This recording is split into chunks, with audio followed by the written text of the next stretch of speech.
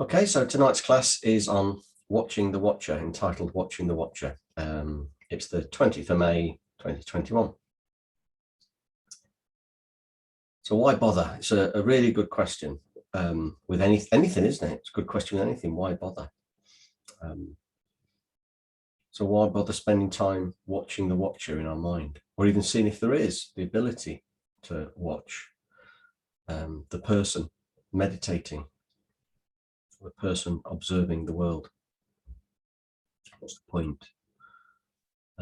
Well, in my experience of doing this, the watching space, that the watching consciousness that watches, that can observe the fact there's a person here, there's a meditator, is still, and it has no, as I said before, it's no agenda, no gender, no opinions, no beliefs, no theories on things. That's quite nice because I'm full of those, so it's quite nice to not have them. Actually, I've tried to get rid of them, and then you find, as I've got rid of beliefs and ideas and thoughts and opinions, get to root ones that I find hard to let go.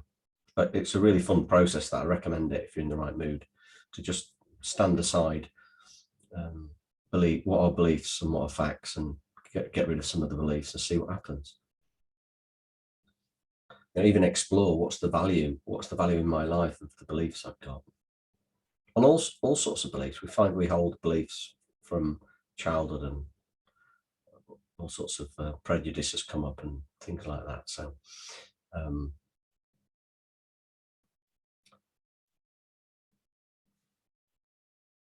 so that space has nothing in it from what I can see. So this is an invitation for you to look and see if you find the same thing. Now, I'm not the first person to find that. Somebody showed that to me. In Vedanta, Hindu Vedanta, it's known as pointing practice. So I suppose I'm effectively the pointer to it, because we don't normally notice it because our mind's busy. Our mind is normally busy, and even if we have no thoughts in our mind, it may not occur to us to see if there's the perception of the mind that's noticing there's nothing going on in it. So you've got this conceptual churn of thoughts, and they feel like they're happening to a person and the meditator, the sense of a meditator. And then even if those churns stop, there's just this sense of a mind going, oh, this is not, I'm not thinking it, because then that's another thought, but there's a subtle, potentially a subtle observing that there's nothing in it, the knowing that there's no thoughts in it. It doesn't necessarily occur to the mind to then look sort of behind that, more spaciously around that. So we've sort of got objects, senses, mind, thoughts and feelings and imagery in it. And also within that mind is the perception of there being a person. And then behind that is the stillness that watches,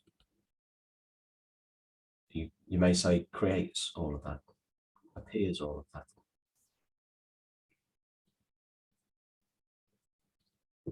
And if we get a glimpse of this, there's an opportunity then in all sorts of situations to step out of it,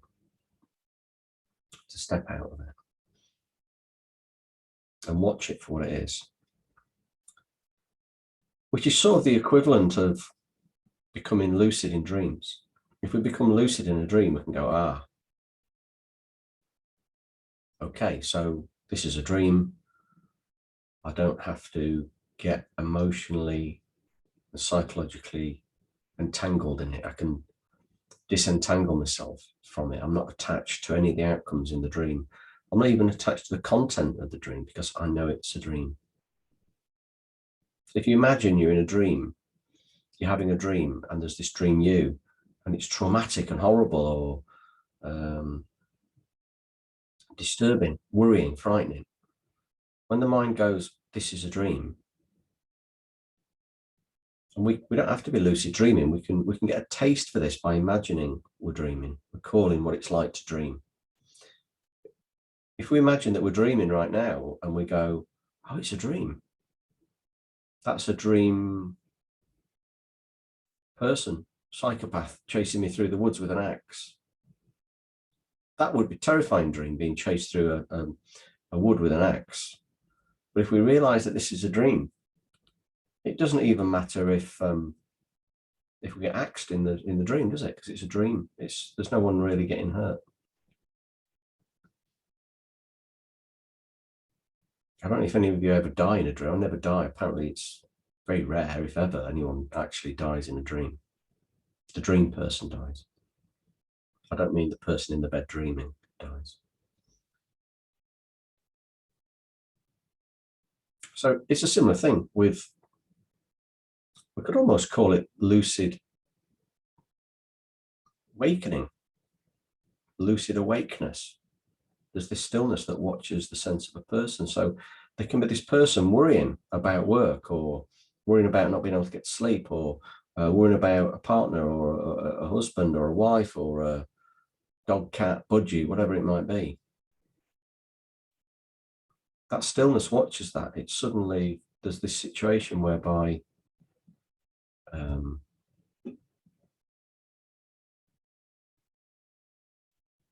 there's the recognition that this stillness can't be harmed. This stillness can't be harmed any more than the sky is harmed by somebody firing an arrow into it. That's a classic sort of Buddhist way of describing it. We can't harm a storm doesn't harm the sky.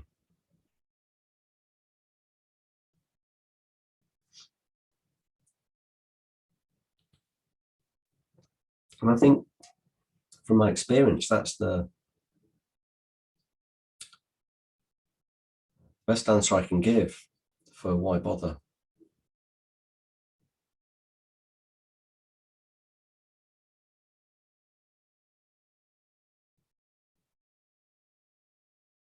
Because the mind churning around is unpleasant, isn't it, most of the time? It can be mild frustration, irritation, and then it can get worse and worse and worse, and it can really bother us. And our mind being busy and impelling us to do things robs us of quality of life. If we're focusing on something because it's bothering us, then we're not doing other things. And if we're doing the thing that we want to do, but our mind is partially distracted by our thoughts, then in that moment, we're not, well, the standard phrase is quality time, isn't it? It's like being with a family member and we're half listening. We're sort of listening to them. Or we're hearing the words. We're fully listening, we're hearing the words, but we're not really empathizing. We're not really in the experience with them.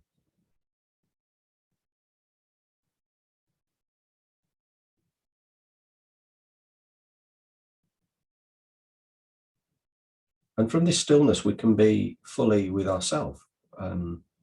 We can fully be open to what's occurring like we would in a dream. So the emotions, the thoughts don't disturb this stillness. It can hold them. It can hold them and get to know them in a way that it's very much harder to do if we're doing it from the position of the meditator, experience a thought or a feeling.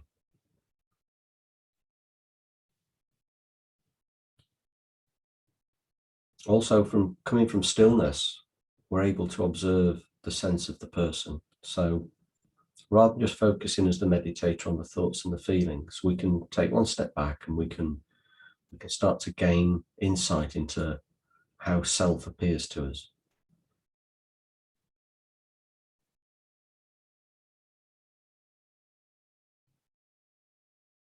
Even that sentence is mad, isn't it? How self appears to us. It's an absurd sentence. How self appears to self, us. How I appear to me. Doesn't make any sense. That suggests two.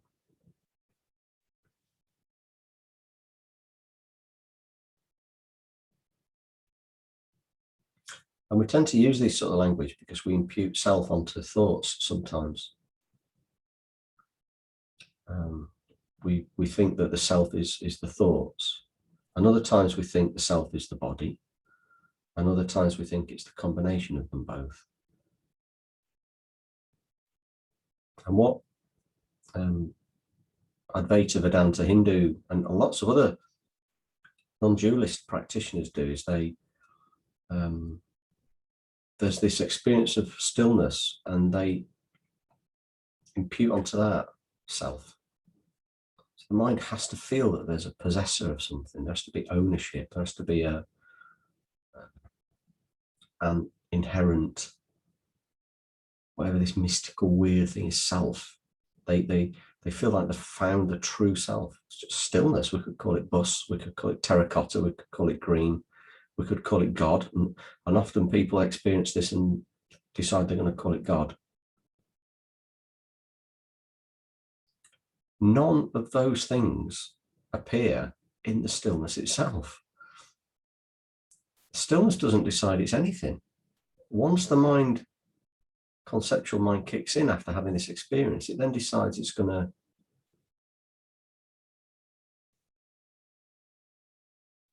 impute a concept on what it's just experienced. And that concept may be self, God, void, stillness, emptiness, whatever you want to call it. But that's a story in the mind. It wasn't there when the actual stillness was just all there was.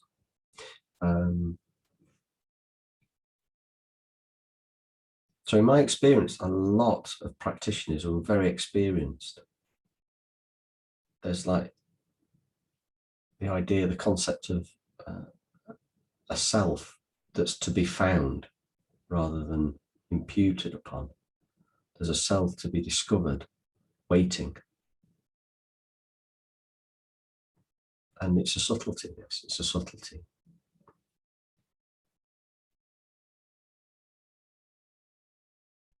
And the only reason it's a subtlety is because the conceptual mind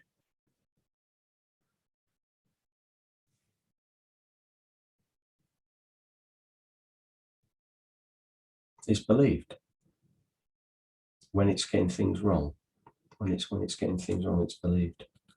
So our job is to just be really simple. Our job is to just be really, really strip away these beliefs, these ideas about what meditation finds, what we think meditation's job is, what we think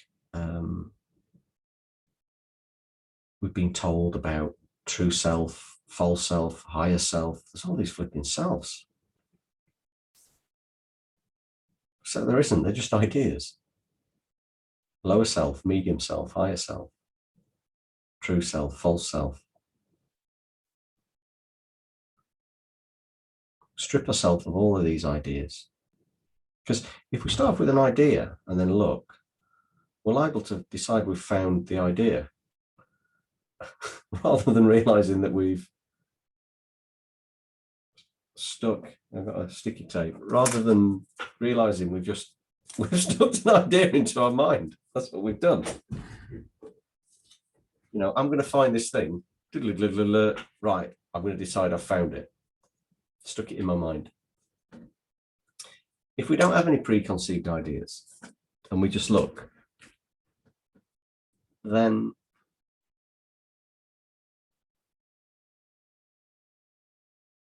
what is left is how things function. What is left is how things function. So people can argue forever about what God is, what mind is, what self is. If we come at it from the point of how something is functioning, then there's very little argument and we can all share our experiences. If we decide something self or consciousness or universe or God or whatever, everyone starts having wars over that, don't they, ultimately? Like flipping crazy wars over it all. But if people start discussing how things function, then, you know, other than the nut jobs that you get in the world of fundamentalists, all the religions, all the spiritual practices and sects and schools, they all come back to the same things from the point of view of functioning.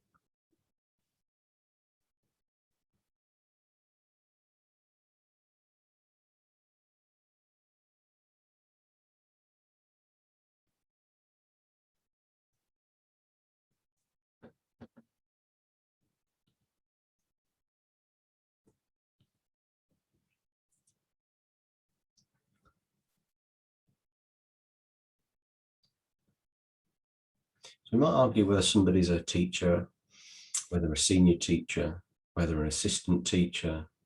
Might all argue about those and where the lines are when somebody becomes this and that and the other. But if we try to find commonality understanding of how these things function, if somebody stood at the front and they're conveying concepts and knowledge, they're teaching. There's no space for disagreeing on that.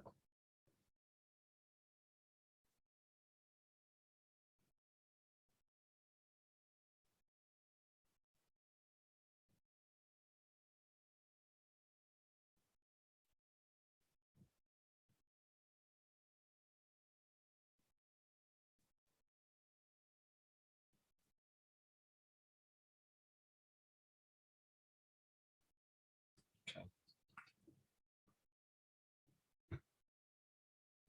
What I did then, I just stopped and no thoughts, very little feeling,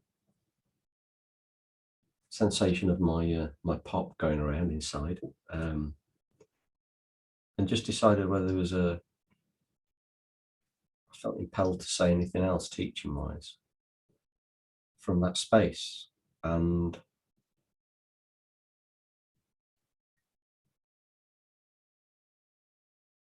there wasn't. That's what I just did, just paused.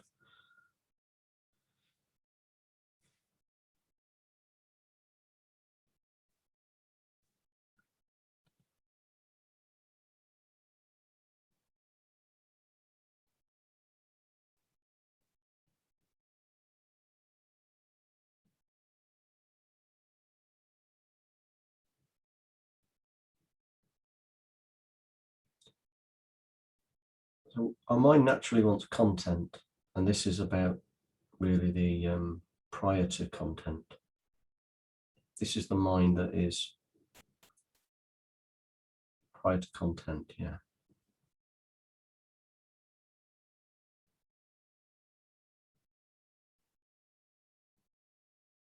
So we're not creating it.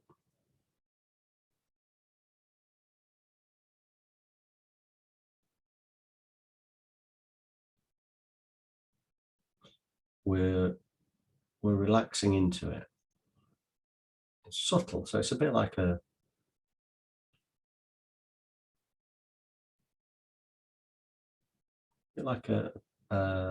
fish that doesn't know there's water, but if it's very careful and gentle, it can start to notice that there's a flow of something around it. This thing that's clear and see through. So that's what we're doing. We're going to relax our mind back. But before we do that, we do the weekly breathing meditation, the relaxation. And I'm going to pause this. So if you're doing this at home and you want to pause now and do a little breathing meditation, body relaxation, if that's your thing, then feel free, and then restart the video.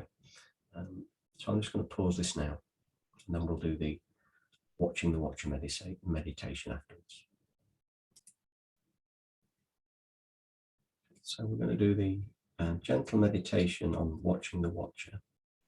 So you're in meditation, got your eyes closed or slightly open, breathing just through your nostrils. Become aware of the sense of you meditating. We normally have this experience somewhere in the middle of the head, just behind the eyes. There's a sense of a me watching the breath or whatever it is we're doing. There's a me listening in through these ears, in between them.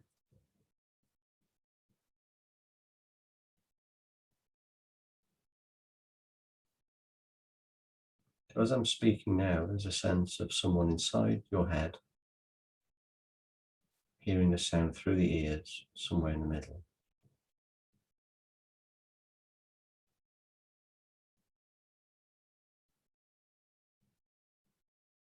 The fact that you're able to even explore where this might be means you're watching the watcher.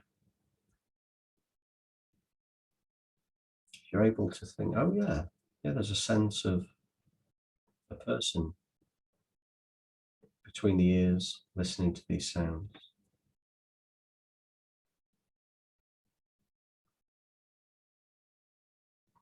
Imagine there's just space around the whole of this sense of person in the head. Infinite space around, above, below, front, back.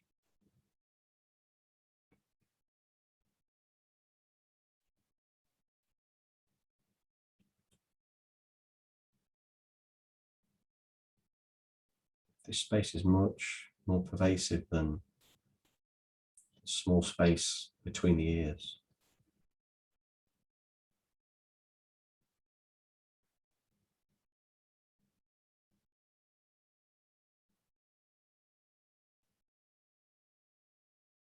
You can become aware of this sensation between the ears in the head of a person. We can become aware of this sensation.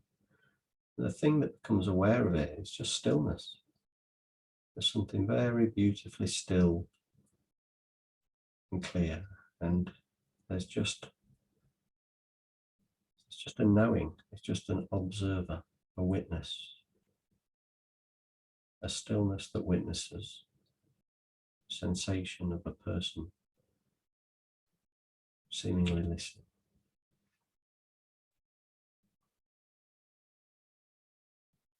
Let your mind relax, take the tension away from behind the eyeballs.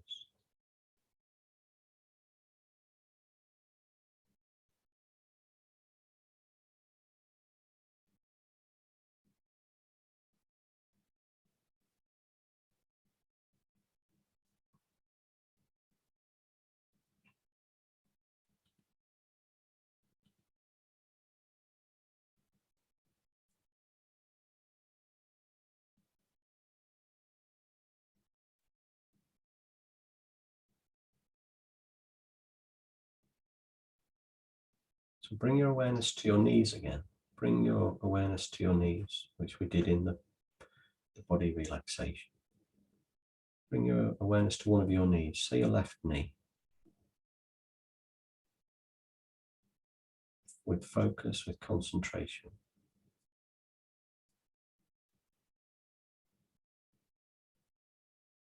And now bring your awareness back to noticing this sense of a self in the head that was watching the knee. Something's able to do this, something's able to bring the awareness back to in the head.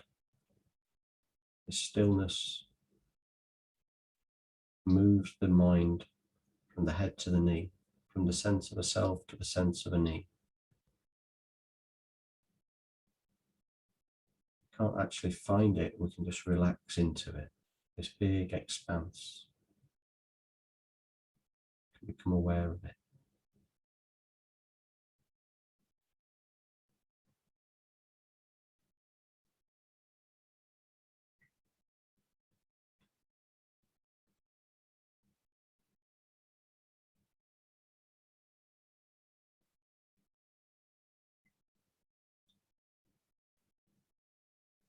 If you're struggling with this, then that's to be expected. This is a changing of what we're observing and observing from. So we can't expect it to happen straight away. It's exploration, it's curiosity. If you are aware as the observer of the self, of this sensation of a person in the head, if you become the stillness, then great. If the focal point is in the head of realizing the stillness, then great. If you're completely kerfuddled, then it's a start. You're not going to start bending free kicks into the top corner of a goal without some practice. We have to start. And the benefits are resting as stillness, stepping out of the dream, lucid awakeness,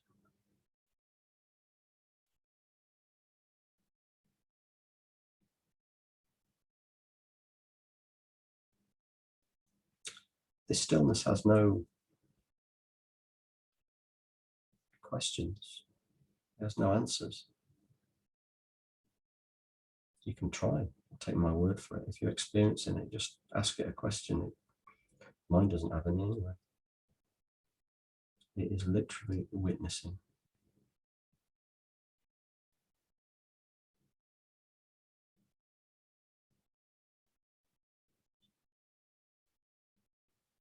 It's unchanging.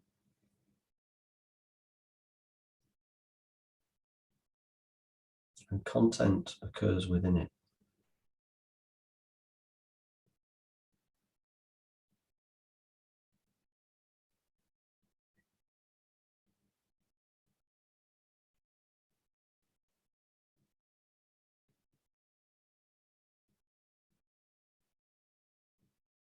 So we can, don't worry at all if you're a bit flapping around in that one, as it were. As I say, we don't get to become a good free kick taker the first time we do it. Not necessarily anyway. May do. So bring your awareness back to your body. Notice how you feel. Tension, relaxed, rested, tired, tight, whatever it is what it is.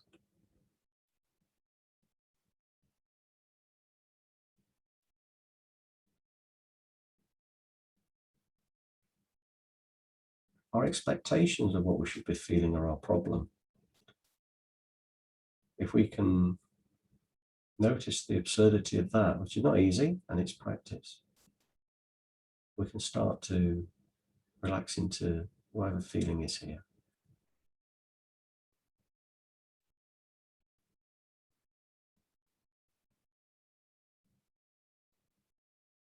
Wanting things to be different is painful. It's far more painful than the circumstances often. It's like an additional pain, discomfort. The pain of wanting things to be different.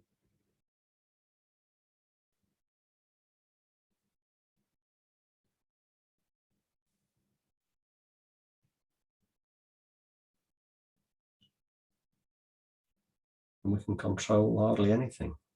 We're in control of hardly anything. We're not in control of politics, religion, other people, buses, trains, the weather, other people, our own body.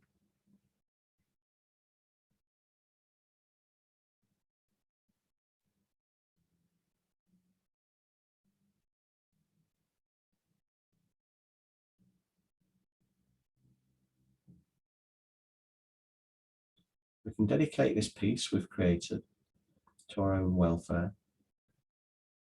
May we connect to this stillness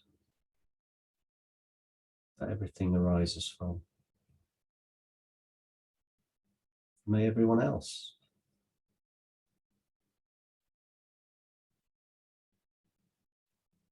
You know, there's fighting in Gaza at the moment, isn't there? There's fighting Israel and Palestine. If everyone involved could observe lucid awakening, it would be like just stopping fighting in a dream, realizing that it can all be watched, ourselves and others.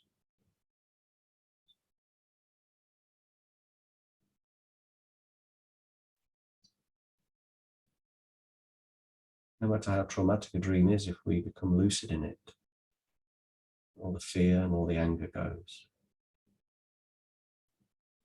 We've simply recognized its nature. Not for any other reason. We've recognized the nature of the experience.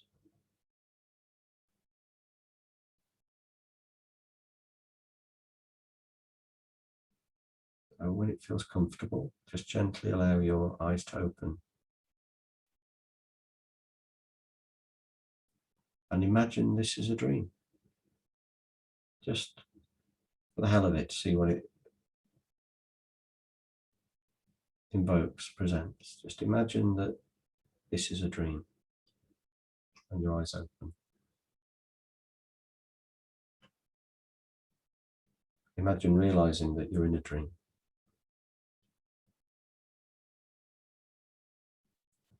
This recognition will fade as you go through your evening, but if you want to come back to it, imagine that this is dreamlike in its nature. See what sort of sleep you have. Your bedroom is dreamlike. And then when we fall asleep, we might have a different kind of dream. Right. Thank you for joining in.